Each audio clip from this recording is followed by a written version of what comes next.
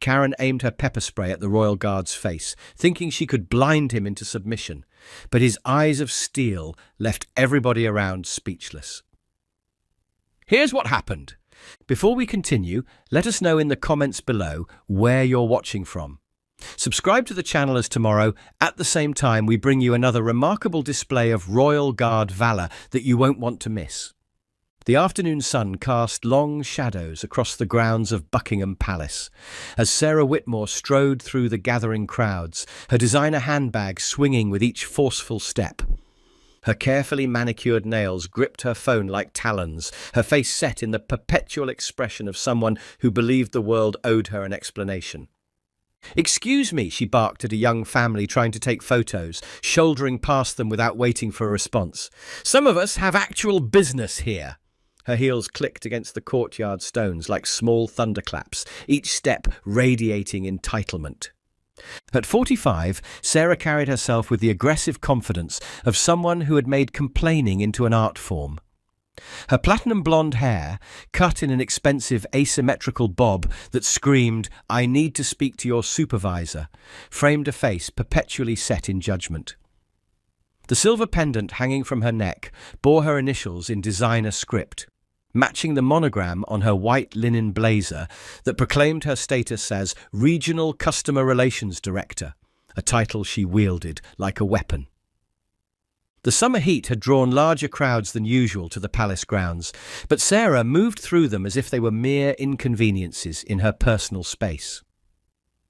A street vendor quietly pulled his cart aside as she approached, recognizing the storm clouds gathering in her expression.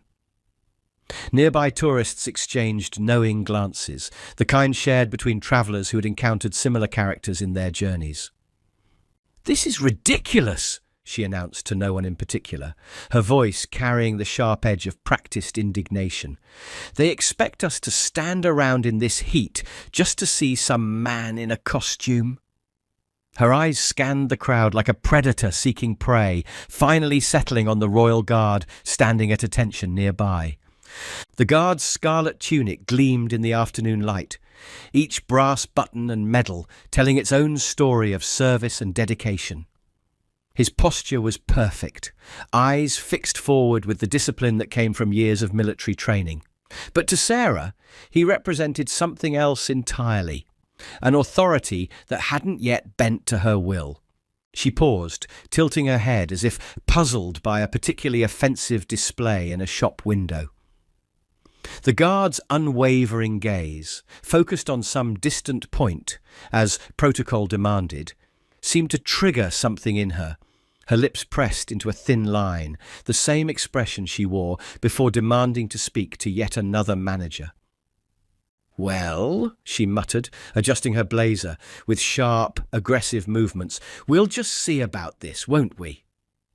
The crowds continued to shift around her, but now they moved with greater urgency, sensing the brewing confrontation. Parents guided their children to safer vantage points, while more experienced tourists recognized the telltale signs of an impending scene. The guard remained motionless, his bearing a stark contrast to Sarah's agitated movements. Years of military service had taught him to recognize approaching trouble, but his training had prepared him for far worse than an entitled civilian with a grudge. Or so he thought. What happened next would test not just his training, but the very essence of what it meant to wear the Queen's Guard uniform. Sarah Whitmore stalked toward the guard with the practiced stride of someone used to making others uncomfortable. "Excuse me," she called out, her voice carrying that particular tone of forced politeness that promised trouble. "I couldn't help but notice you staring at me." The guard remained motionless, his eyes fixed forward as centuries of tradition and training demanded. The brass buttons of his tunic caught the afternoon light, each one reflecting Sarah's increasingly annoyed expression as she moved closer. "I said," she repeated, raising her voice and stepping directly into his line of sight, "you were staring at me. Don't pretend you didn't hear me." Her designer handbag swung from her arm like a pendulum marking the moments before an explosion. "I know what I saw." A young couple nearby exchanged worried glances, the wife whispering something to her husband as they carefully created distance between themselves and the unfolding scene. Other tourists began to lower their cameras, sensing that they were about to witness something far less pleasant than the usual ceremonial display. "This is exactly what's wrong with men in uniform," Sarah announced, loud enough for everyone in the vicinity to hear. "You think that costume gives you the right to make women feel uncomfortable?" She crossed her arms, blocking part of his view with deliberate defiance. "I work in customer relations, you know. I know all about proper conduct and harassment policies." The guard's eyes remained fixed, looking through her as if she were made of glass. His discipline was evident in every line of his bearing, from his perfectly polished boots to the bearskin cap that added to his already impressive height. But Sarah seemed to take his professional composure as a personal affront. "Oh, so now you're going to ignore me?" Her voice rose another octave. "Is that how the British military treats concerned citizens?" She pulled out her phone, holding it up like a shield. "I have half a mind to report this.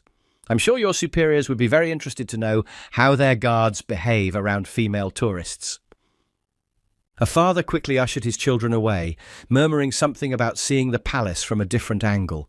An elderly couple shook their heads in disapproval, though whether at Sarah or the situation itself wasn't clear.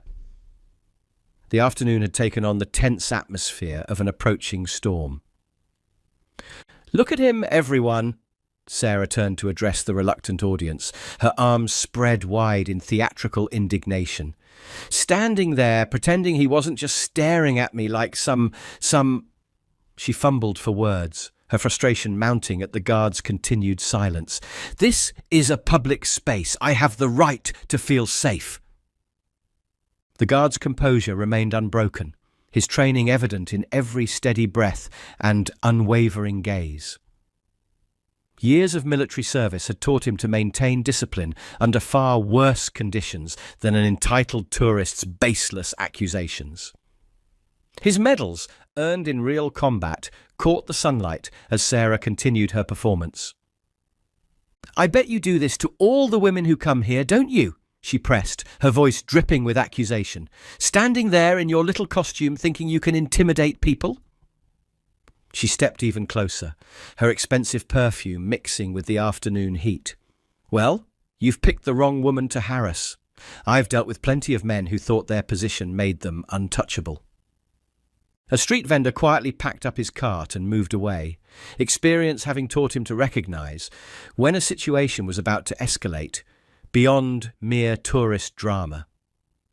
The crowd had thinned considerably around Sarah and the guard, creating an invisible ring of tension that even casual observers seemed hesitant to cross.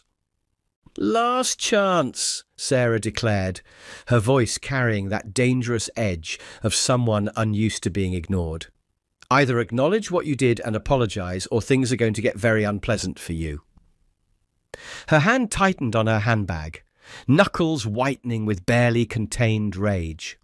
"I'm not some helpless woman you can intimidate into silence. I know my rights, and I know how to defend myself." The guard remained as immobile as the palace itself, his eyes fixed on that distant point that protocol demanded. But there was something in his bearing now, not fear, not anger, but the quiet readiness of a soldier who sensed approaching danger.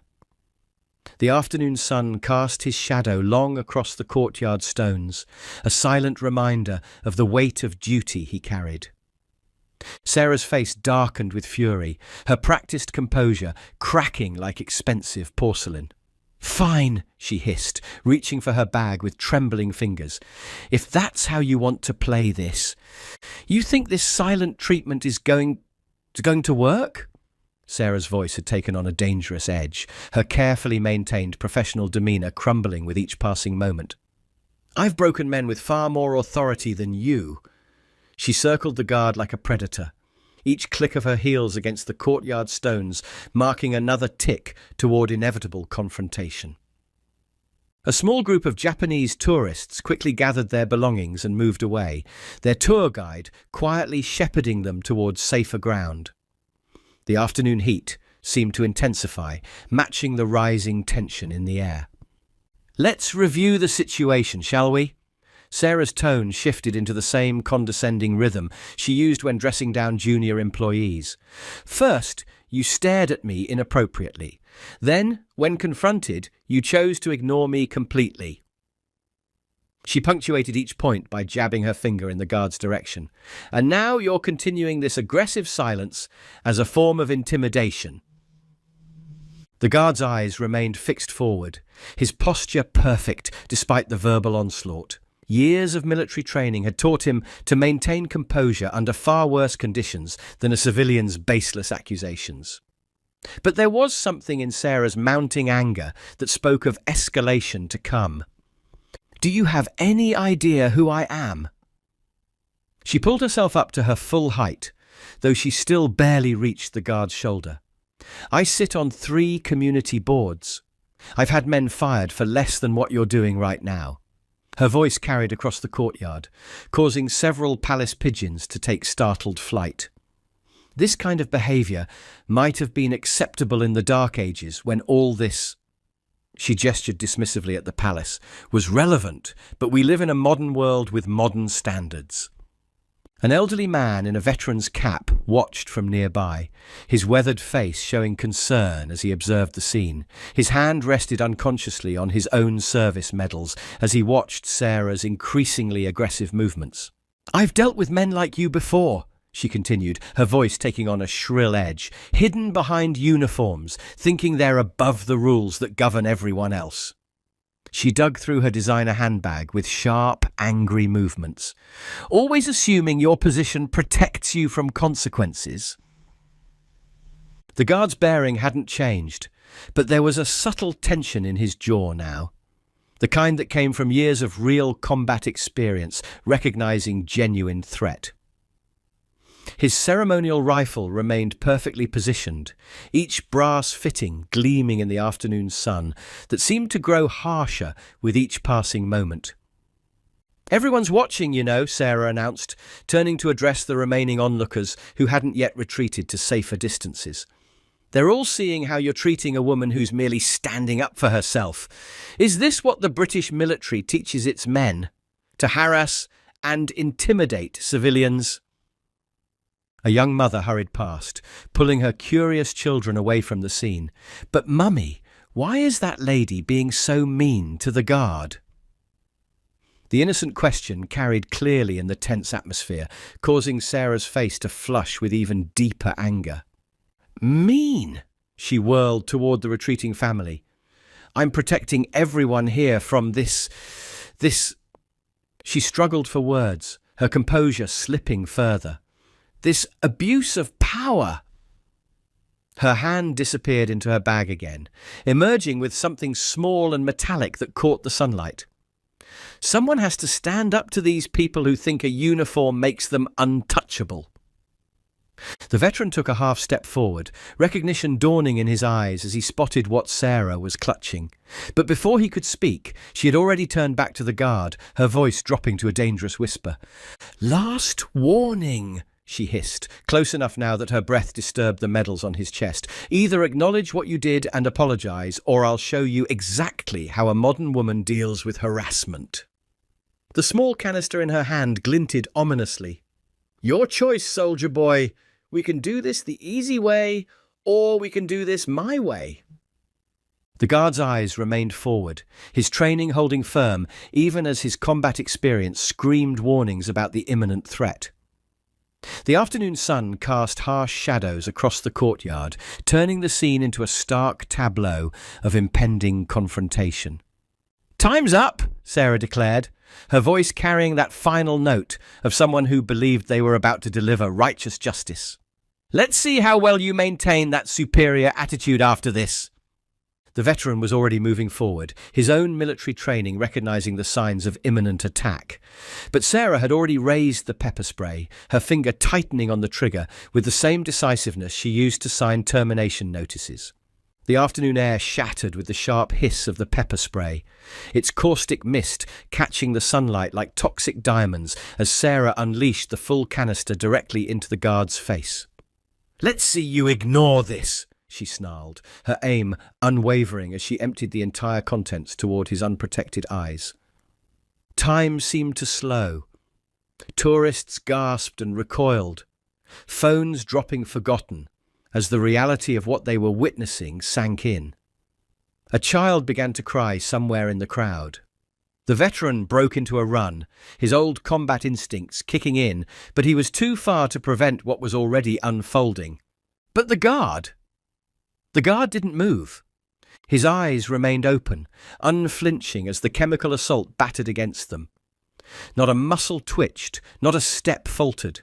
The caustic spray ran down his face like tears, but his expression remained as immovable as the palace walls behind him. Years of military training, of real combat experience, of standing firm in the face of genuine threats, culminated in this moment of extraordinary discipline. Sarah's triumphant expression faltered, then crumbled into confusion as she realized her attack had failed to produce the expected response. The empty canister slipped from her fingers, clattering against the courtyard stones with an accusatory ring. "That's impossible," she whispered, her voice thick with disbelief. "You should be." She took a stumbling step backward, her designer heels catching on the uneven ground. "Why aren't you—" The guard's face was wet with the chemical spray, his eyes undoubtedly burning with an intensity few civilians could comprehend, but his posture remained perfect, his gaze steady, his discipline unbroken. Small rivulets of the caustic liquid traced paths down his scarlet tunic, staining the immaculate uniform, but failing to stain the dignity it represented. The veteran finally reached them, his campaign medals jingling with the momentum of his approach. "Dear God," he breathed, taking in the scene with the experienced eye of someone who had seen combat. "In 30 years of service, I've never—" The crowd had gone absolutely silent. Even the ever-present London traffic seemed muted, as if the city itself was holding its breath. The afternoon sun highlighted every detail of the scene: the guard's unwavering stance, the spreading stains on his uniform, Sarah's rapidly paling face as the magnitude of her actions began to sink in. "You just assaulted a member of Her Majesty's Armed Forces," the veteran stated, his voice carrying the weight of military authority. He reached into his jacket, producing a water bottle and a clean handkerchief. "Son, at least let me help you clear your eyes." Sarah's legs seemed to give way, and she sank onto a nearby bench, her designer handbag falling forgotten at her feet. The reality of what she'd done was finally breaking through her wall of entitlement. I was just... But before she could finish, something changed in the air. The guard, who had remained motionless through the entire assault, slowly turned his head. His eyes, though undoubtedly burning with unimaginable pain, fixed directly on Sarah, with a gaze that carried the weight of every soldier who had ever stood firm in the face of adversity. When he spoke, his voice was steady, controlled, and carried the kind of authority that could only be earned through real service and sacrifice. The kind of authority that made Sarah's earlier claims of power seem like a child playing dress-up in comparison. "Hold still, son," the veteran said softly, his weathered hands steady as he raised the water bottle. "I've seen my share of CS gas in training. This isn't much different." He spoke with the quiet authority of someone who had been through worse, much worse. His movements were precise, efficient, the kind of care that came from years of treating battlefield injuries. The water ran clear over the guard's face, carrying away the worst of the chemical assault. The white handkerchief, carefully folded into a precise square, dabbed at the guard's eyes with paternal gentleness. 22 years in the Royal Marines, the veteran continued, his voice carrying just far enough for Sarah to hear every word. Served in the Falklands, Iraq, Northern Ireland. But what this young man just did? He shook his head in quiet admiration. That's the kind of discipline they write about in training manuals. Sarah remained frozen on the bench, her earlier bravado completely evaporated, The pepper spray canister lay where it had fallen, a silent testament to her monumental miscalculation. "You see these medals?" The veteran gestured to the guard's chest with his free hand. "They're not decorative. Each one tells a story of service, sacrifice, and the kind of courage you clearly don't understand." His voice carried decades of military pride. "This uniform isn't a costume, madam. It's earned through blood, sweat, and the kind of training that lets a man stand unflinching while being attacked by a civilian he's sworn to protect." The guard remained at attention, accepting the veteran's aid with quiet dignity. His eyes were reddened but focused, his bearing still perfect despite the assault he'd endured. The water had left dark patches on his scarlet tunic, but somehow they looked more like badges of honour than stains. "I was there, you know," the veteran continued, carefully wiping the last traces of spray from the guard's face. "When they train these men, it's not just about standing still and looking impressive for tourists. Every guard you see here is a combat-qualified soldier. They've faced real threats, real danger, not just entitled civilians with pepper spray." Sarah's hands trembled in her lap as the veteran's words cut through her remaining defences. The crowd had drawn closer again, but now their faces showed a mixture of awe for the guard's composure and disapproval for her actions. "There you are, son," the veteran said, stepping back to inspect his work. "Not quite regulation shine on those buttons anymore, but under the circumstances." A ghost of a smile touched his lips. "I think even Her Majesty would understand." The guard's eyes, though still reddened from the attack, held steady. Something passed between the two men, an unspoken understanding that only those who had worn the uniform could truly comprehend. The veteran straightened, his own military bearing returning as he delivered a crisp salute that spoke volumes about the respect he held for the younger soldier's display of discipline. "Now then," the veteran turned to face Sarah, his voice taking on an edge of steel, "I believe this young man has earned the right to speak. And, madam," he fixed her with the kind of stare that had once commanded men in battle, "I suggest you listen very carefully to what he has to say.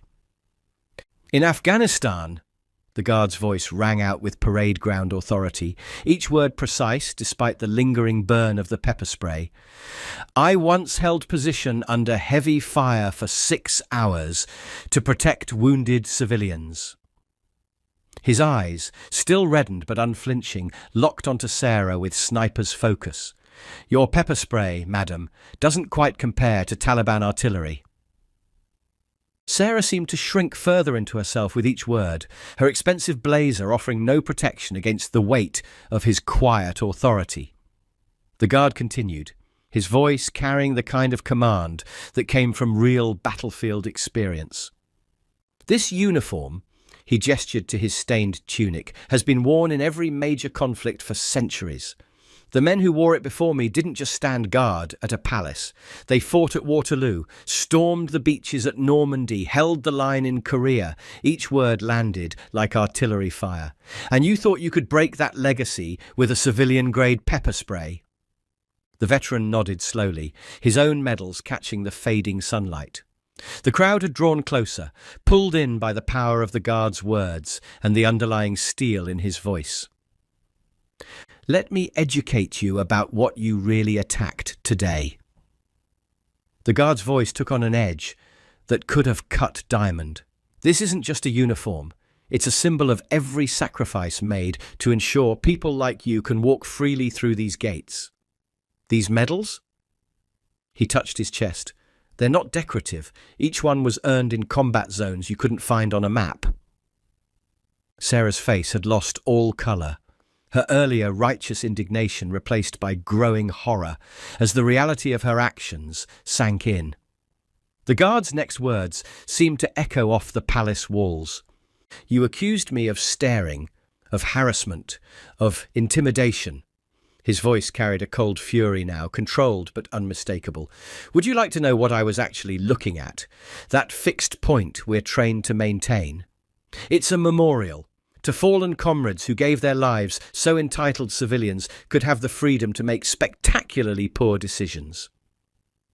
The veteran's face showed grim approval as the guard continued, each word carrying the weight of centuries of military tradition. "Your pepper spray burned, madam. I won't deny that." His composure remained absolute, making his next words even more powerful. "But I've carried wounded men through firefights. I've felt real pain, the kind that comes from putting others before yourself. That's what this uniform teaches us. That's what you failed to understand." Sarah's lips trembled as she tried to form words, but the guard wasn't finished. His voice dropped lower, somehow becoming even more commanding. "You wanted a reaction. Here it is. I pity you." The words fell like hammer blows. "I pity anyone who sees a soldier standing guard and thinks victim, who mistakes discipline for weakness, who believes their personal grievances outweigh centuries of duty and sacrifice." Tears were streaming down Sarah's face now, but they weren't the manipulative tears she'd used to get away in countless customer service confrontations. These were real, the kind that came from finally facing the magnitude of one's own actions. "The Queen's Guard isn't just a tourist attraction, madam." His voice carried the full weight of military authority now. "We're combat soldiers who choose to serve ceremonially while maintaining operational readiness." "That pepper spray?" He gestured to the discarded canister. "We train with worse. The chemical burns you just inflicted. They're nothing compared to what we endure to earn this uniform." The silence in the courtyard was absolute as he delivered his final words. "You came here looking for attention, trying to prove some point about power and authority. Instead, you've demonstrated exactly why we stand guard. To protect a society that allows even people like you to enjoy freedoms you clearly don't appreciate." Sarah was openly sobbing now, her carefully applied makeup running in dark streaks down her face. The guard's words had stripped away every layer of her entitled armour, leaving her exposed to the harsh reality of her own behaviour. "The police will be here shortly," he concluded, his voice carrying a note of finality. "I suggest you use these last few moments of freedom to reflect on the difference between real strength and the kind you tried to demonstrate today." Soon after, the police officers arrived and led Sarah Whitmore away, her designer handbag confiscated as evidence. The afternoon sun painted the palace grounds in hues of amber and gold. Her shoulders, once squared with self-importance, now slouched with the weight of her actions. The click of her designer heels against the courtyard stones no longer commanded attention. Instead, they marked the retreating steps of someone who had finally learned the true meaning of authority.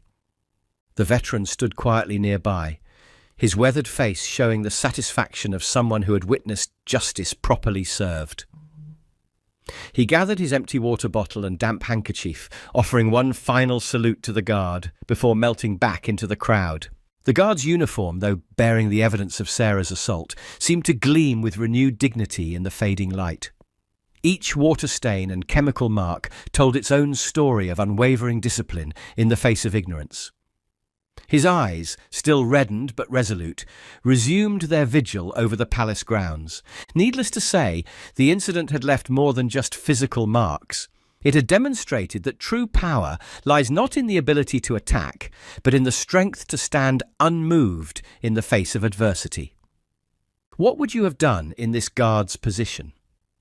Could you maintain such unwavering discipline in the face of a direct attack, or would your instincts have taken over? More importantly, what does this incident teach us about the true nature of strength? Is it found in the ability to strike out, or in the discipline to stand firm? Perhaps the greatest power lies not in our ability to retaliate, but in our choice to stand unmoved in the face of adversity. Share your thoughts in the comments below, and if this story resonated with you, don't forget to like, share and subscribe to our channel for more powerful stories about dignity and respect. Hit that bell icon to never miss our uploads, and check out our other videos appearing on your screen right now. See you in the next one. And remember, true strength often speaks most loudly through silence.